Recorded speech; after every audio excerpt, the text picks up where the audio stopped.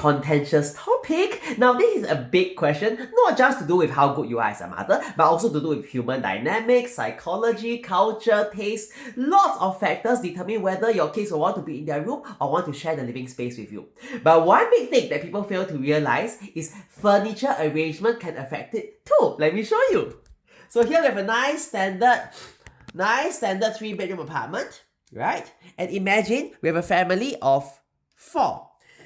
2 parents, one pair of parents and 2 kids. And these are all the furniture that we want to fill the house with, okay? There's all the furniture pieces that we want to fill the house with, over here, okay?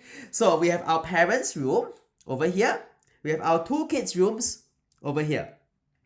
Now, these are kind of the constants. Then we have the variables. How do we arrange the rest of the house that will affect the way we live our lives and develop as people? I know it sounds a bit far-fetched, but it's true. Okay, so let's put the 2 desks over here. I'll show you the first arrangement, okay?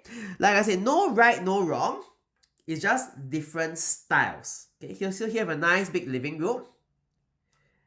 Nice console, bookshelves over here. Here we have the kitchen, right? Bathrooms. And then I put my dining table over here. That's where the TV will be. So, anything wrong with this layout? Nice layout, right? 2 bedrooms, nice grand living space, dining room next to the kitchen, nothing wrong with it.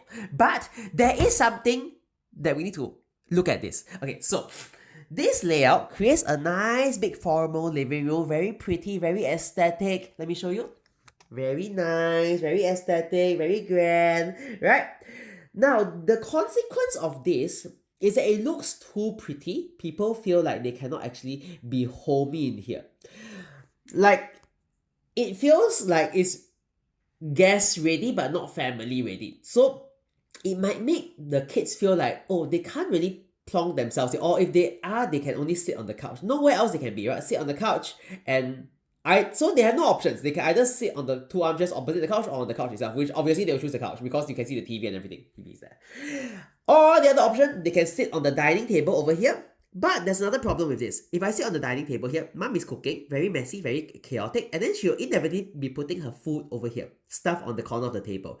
Then the kids will be like trying to do their homework with the stuff of the kitchen opposite them. Very chaotic, very messy, and very distracting. It's not like they don't like mommy. It's that it's too distracting. How am I supposed to study for spelling exam when mommy is like clanging, frying eggs in front of me? So they'll be here, but it's not comfortable to be here. So what will they do? Come to their bedrooms. But look, the desk has its back towards the door, which means they will have no choice but to close the door. So suddenly, what have we got? We've got 2 rooms with closed doors and a fancy living room that nobody's using, and mom is cooking all by herself in the kitchen. Very bad. I mean, I know I didn't say there's no right or wrong, but it's kind of wrong. Next layout, let me show you another layout, okay?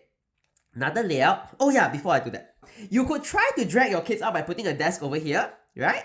Because you're like, oh, there's no place for my kids to study. They can't study here. They can't study here. What to do? I can put a desk here. That is not the answer. It's worse. You cannot study here because there's so much pathways behind you. The light is shining from the back. It's not good. It doesn't feel right to work with the windows behind you, even here. It's like shining on you. You can't see your own tabletop. It's very busy, very chaotic. So let me show you a different layout. Now, I'm going to move my armchairs here and here. I'm going to tighten my living room a bit. Okay. Put my dining table over there.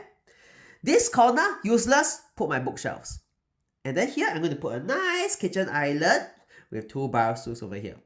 It's a bit more cramped. It's not as grand as before, but you can see what's going on right now. Oh, let me change this. I'll talk about that later. Right now, we have a nice dining area that I can sit and do my homework here in the command position with a wall behind me. The living room is still nice. Still very pretty, right? But someone can be sitting here watching TV, someone can be doing their homework over here, and all of them are far away from the chaotic kitchen where mommy is over here. And this island kind of creates a physical divide between the kitchen side and the cleaner, tidier living room side, which makes us feel like it's nicer to actually be in the living room. So someone can be doing their homework, someone can be reading a book in the corner with the nice light, someone can be cooking, someone can be sitting on the bar stools reading the papers. Whole family can be in the same room, and they feel like they have their own zones. Now, living together in the main space doesn't mean you have to do the same thing. Doesn't mean all of you must be watching TV in harmony. No, that's not the thing. It's about sharing and enjoying each other's company while you feel comfortable doing your own stuff.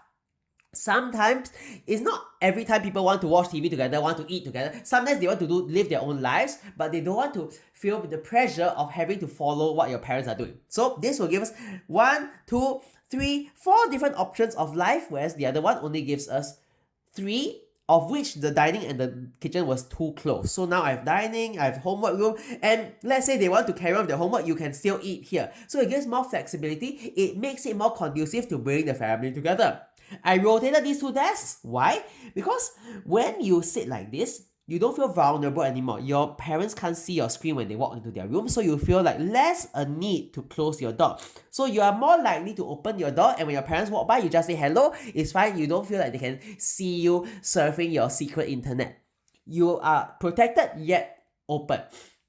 So this is how you can see how little furniture arrangements can affect the way you use your space. I'm not saying that this is the whole reason why you are a bedroom kid or living room kid or whatever. I'm saying that it does contribute, and more than you think, not like 1-2%, it does affect the way you want to use your space up to like even half, you know. So I'm saying that if your kids happen to be hiding in their bedrooms, it's not always you as a parent who's trying to scare them. You're not that scary. Sometimes it's to do with the way you arrange your home, that it doesn't really give them a space where they feel comfortable. Let's not use the word safe. It's not, home is always safe. It's whether it's comfortable or not. Yeah? So I hope that helps them. Now you know.